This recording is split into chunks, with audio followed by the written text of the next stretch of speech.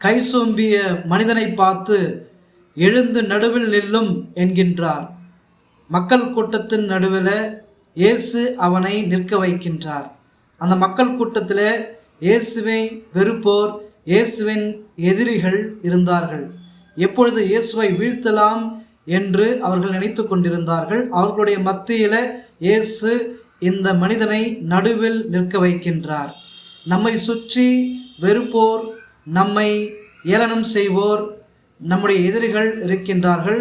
ஆனால் அவர்களுடைய மத்தியில் இயேசு நம்மை நிற்க வைக்கின்றார், நம்மை உயர்த்துகின்றார். நாம் அவர் மீது நம்பிக்கை வைக்கின்ற போது நாம் அவர்கள் மத்தியில் உயர்ந்தவர்களாக வாழலாம்.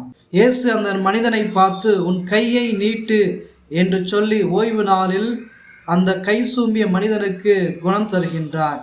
நமது கரங்கள் யாரை பிடித்திருக்கின்றது? பல நேரங்களிலே நாம் தீயோனை, சாத்தானை பிடித்து தீய வழியிலே நடந்து கொண்டிருக்கின்றோம்.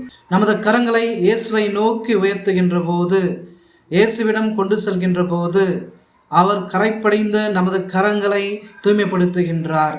தீய செயல்கள் செய்து ஊனமுற்ற சூம்பிய நமது கரங்களை அவர் குணப்படுத்துகின்றார். பிறருடைய தவற்றை சுட்டி காட்டவும் தீய செயல்கள் செய்யவும் பயன்படுத்துகின்ற நமது கரங்களை நாம் நல்லது செய்ய பயன்படுத்துவோம்.